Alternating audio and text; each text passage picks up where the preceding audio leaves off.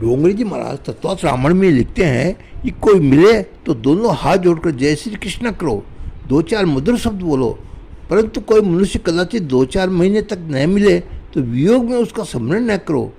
मेरा भाई मुझे 2 महीने से मिला नहीं है। वियोग में तुम जिसका स्मरण करोगे वह तुम्हारे मन में घर करेगा।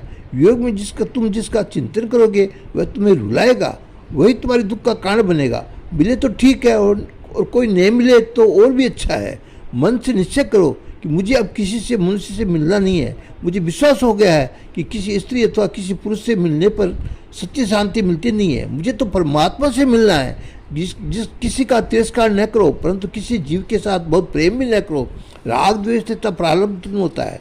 ज्ञानी महापुरुष प्रारब्ध भोग कर पूरा करते हैं। वैष्णव जन भगवत इच्छा को मान देकर भगवत इच्छा से प्राप्त हुए व्यवहार को विवेक पूरा करते हैं। साधु पुरुष भी व्यवहार का काम करते हैं, परंतु व्यवहार का काम करने में ये सावधान रहते हैं कि मन बिगड़े नहीं, मन में राग द्वेष आवे नहीं। श्री रामचंद्र जी को ऋषि वशिष्ठ ने कहा कि ये सब खेल मन का किया हुआ है।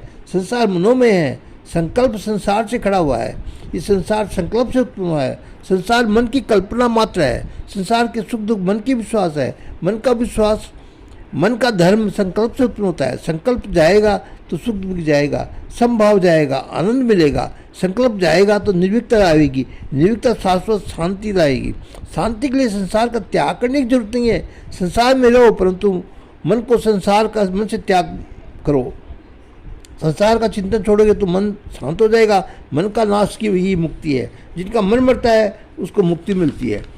मन विषयों का चिंतन करता है तब तक भी जीवित रहता है। उन परमात्मा का ध्यान करता है तब प्रभु में मिल जाता है। परमात्मा के स्वरूप में मन का लय हो उसे ही मुक्ति कहते हैं। जन्म मन का कारण मन है। त्याग मन से करना है। बहिरंग में किया भाव त्याग सच्चा त्याग नहीं, ये तो दम्भ है।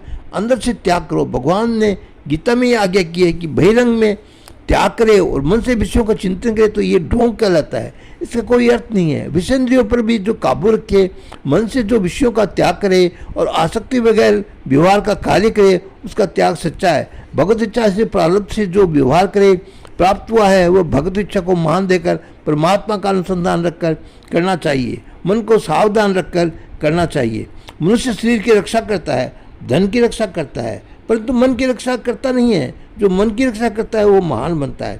अब अन्य सब बिगड़े हुए तो भले ही बिगड़े, परंतु तुम्हारा मन न बिगड़े, इसका खास ध्यान रखना चाहिए। संसार में रहने से मन नहीं बिगड़ता, संसार का ध्यान करने से मन बिगड़ता है। संसार का ध्यान नहीं किया जाए तो मन नहीं बिगड़ेगा। संसार का ध्यान छूटे और परमात्मा का सतत अनुसंधान रहे तो संसार सुखमय बने और जहाँ रहोगे वहाँ शांति बनी रहेगी। नहीं तो वन में जाने पर भी संसार का साथ रहेगा। घर बाधक होता नहीं है, घर की आसक्ति बाधक होती है। संसार दुख देता नहीं है, संसार की आसक्ति दुख देती है। प्रारब्ध से जो प्राप्त हुआ है वह प्रभु की प्रसादी मानकर अनासक्ति पूर्वक भोगा जाए तो उसमें बाधा नहीं। तुम जिसका त्याग करना चाहते हो, महात्मा पुरुष तो आसक्ति का त्याग करते हैं। संपूर्ण जगत परमात्मा का स्वरूप है। जिसका मन शांत है वह जहाँ जाए वहीं उसे शांति मिलती है। जिसका मन अशांत है वह मंदिर में भी जाए, बंगले में रहे अथवा वन में भी रहे तो उसे शांति में नहीं मिलती। मन ईश्वर से दूर हो जाए उसी से अशांत होता है। कितने लोग शांति प्राप्त करने के लिए, परमात्मा को प्राप्त करने के लिए संसार का त्याग करते हैं, साधु वेश धारण करके और माथा मुंडवाते हैं, और परंतु संसार उनके मन से जाता नहीं। बहिरंग में तो उन्होंने त्याग दिया, परंतु ऐसे त्याग का कोई अर्थ नहीं है। अरे मुंडन करवा लेने से यदि त्याग का फल मिलता तो शांति मिलती, तो परमात्मा मिलते होते। तो कबीर जी के कहने के अनुसार भेड़ तो अनेक बार मुंडन कराती है, फिर भी बेकुट क्यों नहीं जाती। सच्चे वैराग्य के बिना ईश्वर का ज्ञान होता नहीं है, ब्रह्म ज्ञान आता नहीं है, ज्ञानी होता नहीं है, जन्म मरण के चक्कर में छूटता नहीं है। ब्रह्म ज्ञानी की बातें करें परंतु पैसे और प्रतिष्ठा के साथ प्रेम करें तो ये खरा ज्ञान नहीं है। सच्चा ज्ञानी वह है जो ईश्वर के साथ प्रेम करता है। वशिष्ठ गुरु जी ने पीछे राम जी को ज्ञान की 7 भूमिकाएं समझाई। पहली भूमिका में सुविक्षा कहते हैं। आत्म का ज्ञान के लिए जो होती है ब्रह्मनिष्ठ और गुरु की शरण में जाकर शास्त्रों का अध्ययन करके उनके उपदेश के अनुसार आत्मविचार करने की उत्कृष्ट, आत्मा का साक्षात्कार करने के लिए उत्कृष्ट इच्छा हो तो उसे सुविक्षु कहते हैं। दूसरी भूमि का नाम है सुविचारणा। सदगुरु द्वारा उपदेश किए हुए वस्तुओं का तथा मोक्ष शास्त्रों का बारंबार विचार किए जाने की स्थिति को सुविचारणा कहते हैं। तीसरी भूमिका तनुवांसना। श्रवण मनन और निधिध्यासन से शब्दादि विषयों में जो अनाक्षरी हो वह सविकल समाधि में अभ्यास के द्वारा बुद्धि की तनुजा सूक्ष्मता प्राप्त होती है, वह तनुमानसा है। मन बुद्धि में जिस समय सुविक्षा और सुविचार निरूपी विवेक बल जागृत होता है, उस समय अनासक्ति दृढ़ होती है। ये प्रथम 3 भूमिकाएं साधन कोटि की है, बाकी की 4 ज्ञान कोटि की है। 3 भूमिकाओं को सगुण ब्रह्म का चिंतन करो।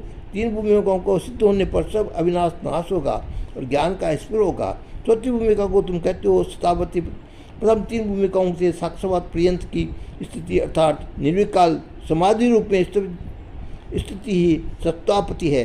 ज्ञान की चौथी भूमिका वाला पुरुष ब्रह्मविद कहलाता है। उसके पीछे 5वीं भूमिका है असंगति।